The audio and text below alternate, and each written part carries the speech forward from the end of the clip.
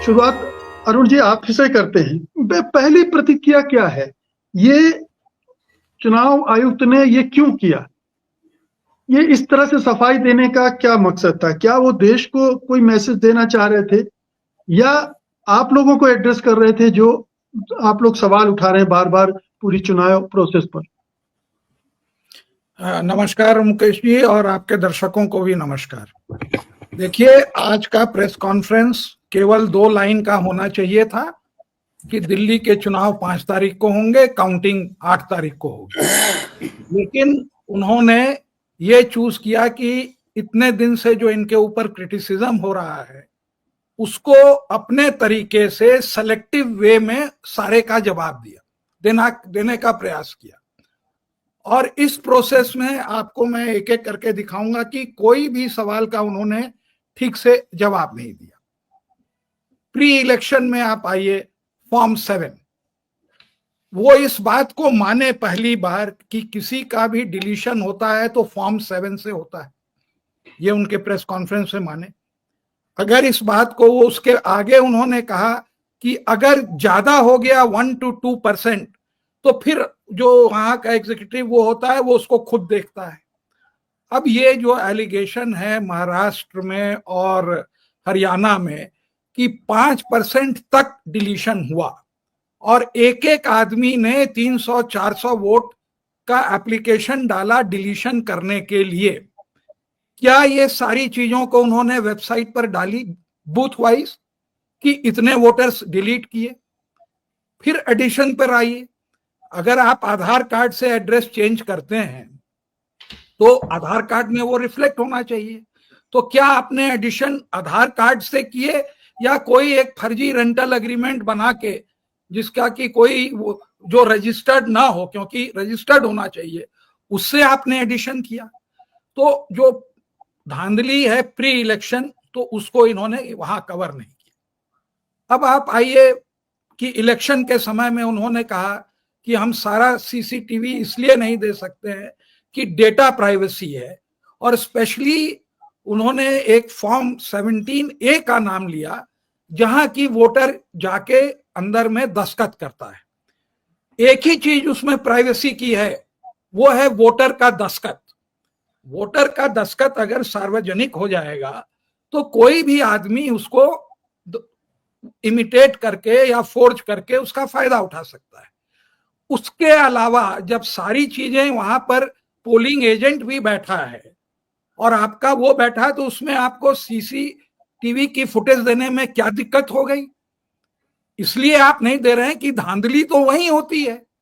आप मान ले जो पोलिंग एजेंट है सबको आपने 10-10, 20-20 जो भी 1000 रुपए दे दिए, वोटिंग हो गई बंद।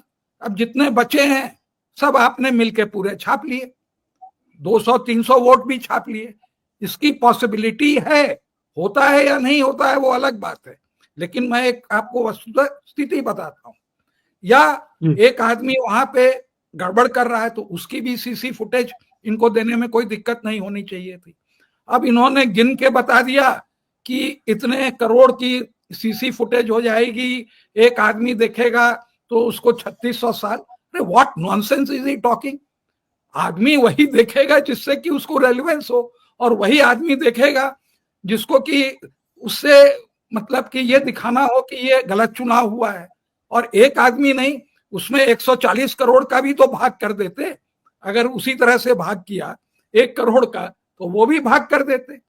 अब आइए बड़ी चतुराई से देखिए, ये एडुकेटेड लोग किस तरह से अपनी बुद्धि का प्रयोग करके लोगों को मिसलीड करते हैं, जिससे यह लगता है कि इनका एडुकेशन एकदम बेकार है। इन्होंने कहा कि एक सेक्टरल मैजिस्ट्रेट होता है जो हर एक बूथ पर 2-2 घंटे पर जाके ट्रेंड नोट करता है।